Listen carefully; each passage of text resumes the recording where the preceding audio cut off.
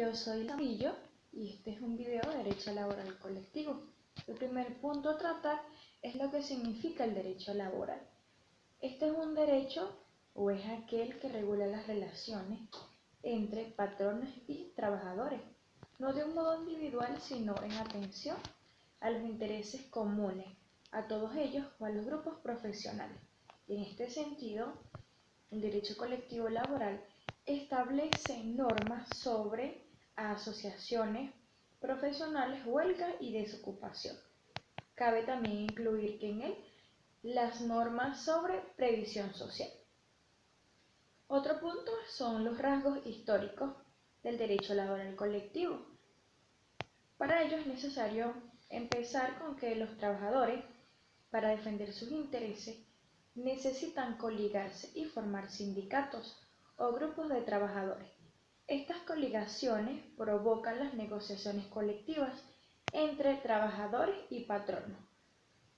No con la tosudez humana, o digamos que al final de todo esto, ¿verdad? Se originan como última solución las huelgas. Ok, ya dicho esto, se aceptan los conceptos de sindicatos y grupos de trabajadores, porque existen y porque tienen diferentes naturalezas, aunque al final ambas instituciones sean para la defensa de los intereses colectivos de los trabajadores. Los sindicatos son coaliciones permanentes, cuyo fin es la defensa de intereses actuales y futuros de los trabajadores. En cambio, los grupos de trabajadores son alianzas temporales para defender intereses actuales. El derecho colectivo del trabajo es una rama del derecho del trabajo que ha evolucionado al ritmo de los sindicatos. De este modo, nos encontramos que en el siglo XII y siglo XIII, en el régimen corporativo, cuando se formaron las fraternidades de profesionales. Estas fraternidades que en el siglo XVI cambiaron su denominación por asociaciones de compañeros.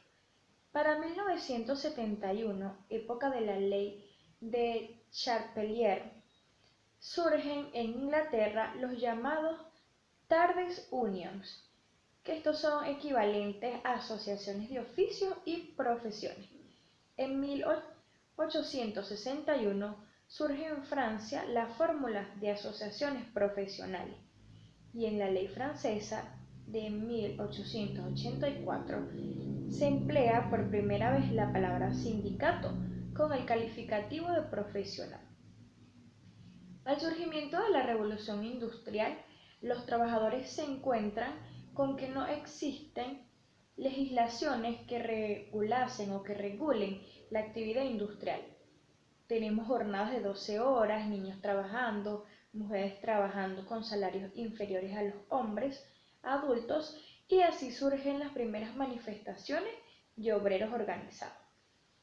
Desde la segunda mitad del siglo XVIII se fortalecen los movimientos obreros. Con ellos las asociaciones y las huelgas como soluciones compulsivas. A los pedimientos de los trabajadores desde el 17 de julio de 1791 surge la ley de Charpentier. En su artículo 1 está prohibida la creación de asociaciones, cuyo propósito era político, es decir, acabar el antiguo régimen corporativo que iba en contra de la clase burguesa, que era un nuevo poder francés.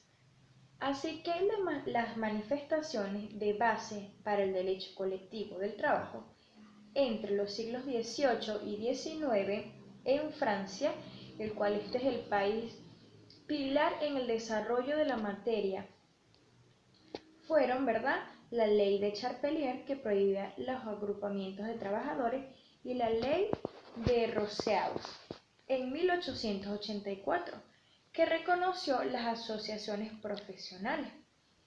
Actualmente, el derecho colectivo del trabajo va de la mano con las posibilidades del ejercicio de la libertad sindical, porque por lo demás es sinónimo del ejercicio de la democracia. Podemos concluir entonces, o se puede concluir, que el sindicalismo, elemento fundamental del derecho colectivo del trabajo, nace a finales del siglo XIX en Francia y en Italia y se va desarrollando por los países industrializados como movimientos de cooperativismo, para después girar a las organizaciones económicas y sociales con fines de mejorar la clase trabajadora o la clase obrera. Otro punto son las luchas obreras. Ok, ¿verdad? El movimiento laboral frecuentemente practica la política de conciliación de clases. Por lo tanto, se puede afirmar que existe una vinculación entre dicho movimiento y los partidos políticos, a la cual pueden subordinados, ¿verdad?, los intereses de la clase obrera, ahora llamada clase trabajadora. Expresión, ¿verdad?, o esta expresión implica una distorsión conceptual, puesto que se generaliza la condición del trabajador hacia todas aquellas personas que pueden ser fuente de producción, pero no asalariados.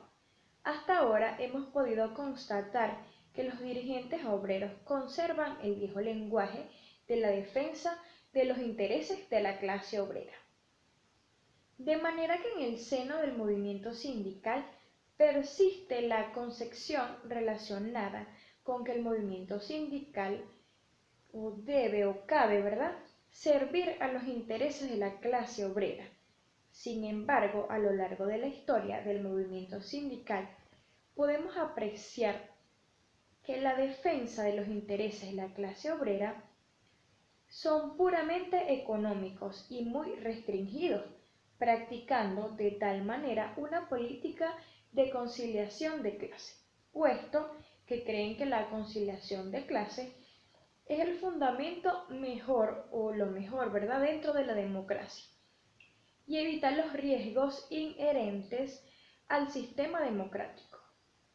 De una manera como de concluir o de definir, ¿verdad?, las luchas obreras, estas son aquellas que con el empuje de los obreros han actuado por reivindicaciones laborales, económicas, sociales y hasta políticas a través del tiempo, que son las luchas entre el capital y el trabajo provocado por el nivel de trabajadores que le permitan según su propósito.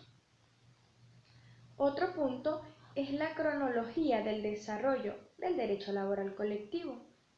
Empezando con el siglo XII y el siglo XIII, aparecen los llamados regímenes corporativos y fraternidades profesionales. Para el siglo XVI surgen las asociaciones de compañeros.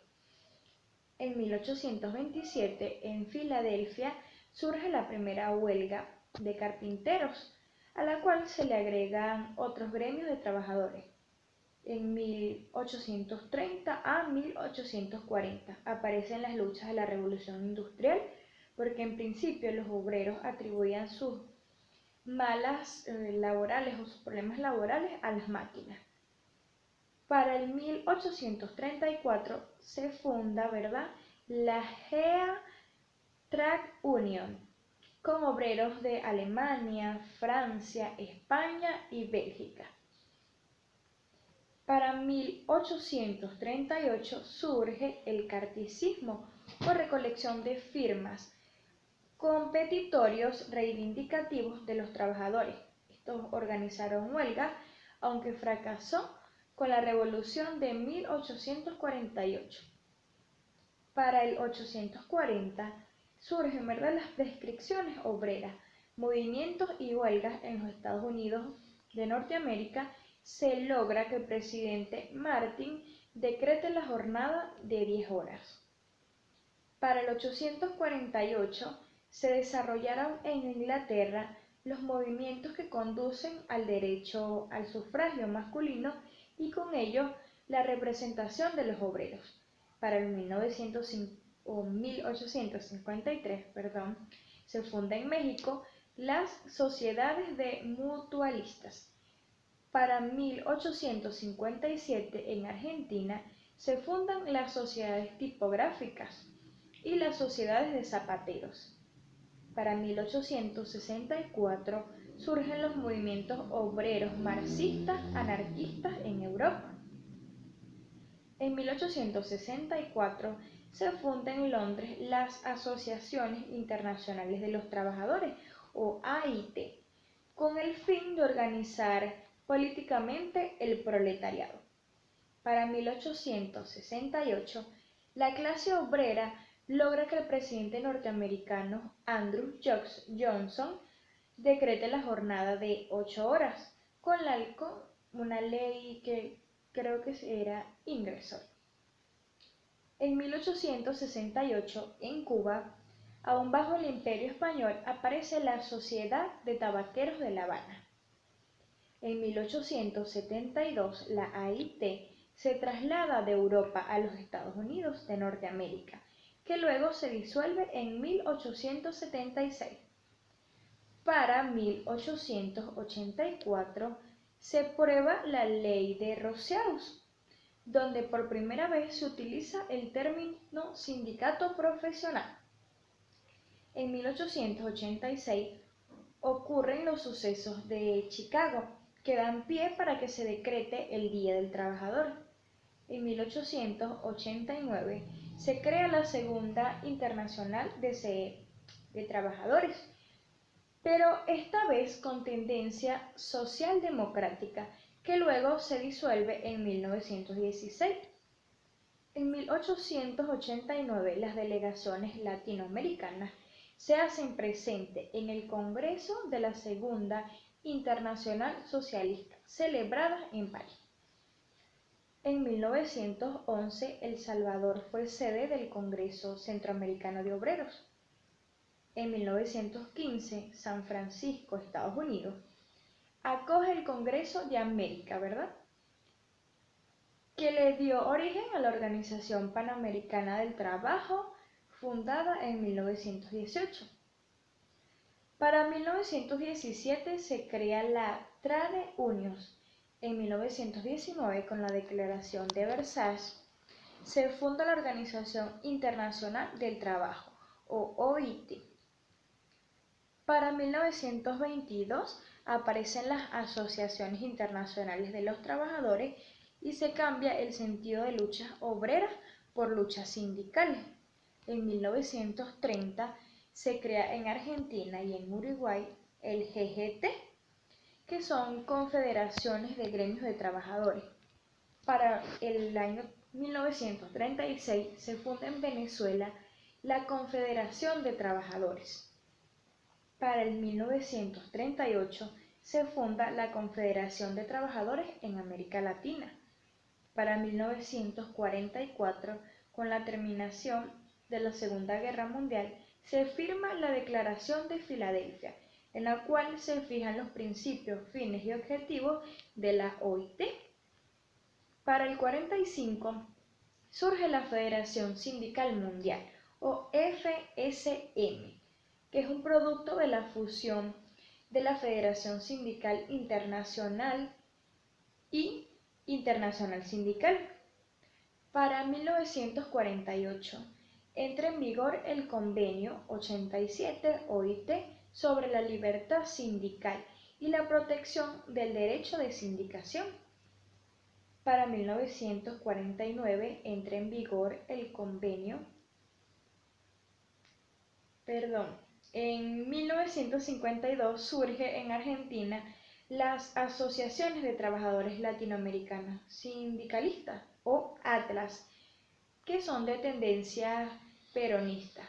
En 1950, o desde 1950 hasta 1960, ya no se habla de luchas obreras, sino de luchas sindicales equivalentes a la lucha de los trabajadores, representando mayor atención a las condiciones socioeconómicas con presencia socialista y social cristiana.